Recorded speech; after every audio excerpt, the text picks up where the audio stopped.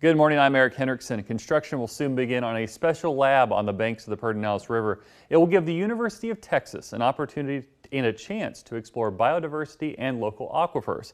But it comes with some controversy. I took a closer look at the role it will play in the university's field lab network. We get support from private donors quite often, but we don't get ones of this magnitude. A $50 million grant paving the way for the University of Texas's newest lab. We needed to be able to have a large area that was protected in perpetuity to be able to conduct long-term research well into the future. David Hillis is the director of UT's Biodiversity Center. For the past several years, he's been working towards this, the newest addition to the Texas Field Station Network. About $10 million of the $50 million is slated for actually construction of the field station. And then there's an endowment for its operation and maintenance and an endowment for research that will be conducted across our field station network. The lab will give researchers an opportunity to study the aquifers of the area as well as wildlife. It's a biodiverse region.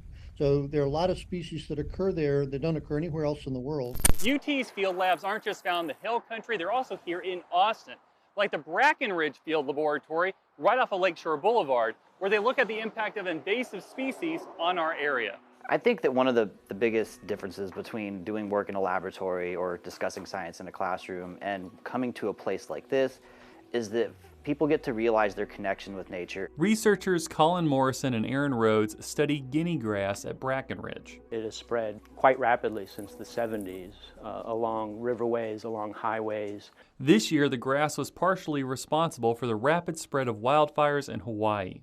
23% of the land area of Hawaii, of the islands, is covered by these African invasive grasses. At Brackenridge, the pair are searching for a way to control this grass. In field stations, we get the opportunity to do manipulations of nature under controlled circumstances that are really difficult to get permission to do in a state park, for example, or on someone's private property. Part of the $50 million grant will be used to support this work. This new lab in the Hill Country is going to provide a great space for students to live and work and study in the field. The field station will be built at Mirasol Springs, a conservation scale development that has faced criticism from nearby landowners. This is an area that's under a lot of pressure from development. The grant, provided by Steve Wynn, owner of Mirasol Springs. The development is planning to enforce strict rules to protect the land, including placing 1,000 acres in a conservation easement, preventing future development on that property. We worked closely on the design and the size of the conservation easement. UT researchers have studied this land before at nearby Roy Creek Canyon.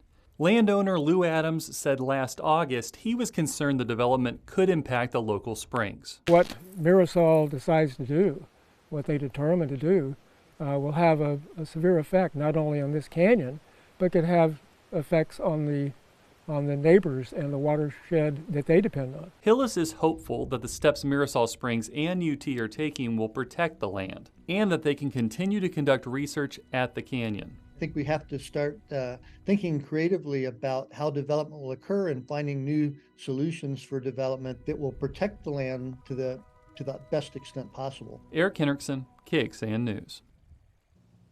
The university plans to invest an additional $150 million into their field station network in the coming decades.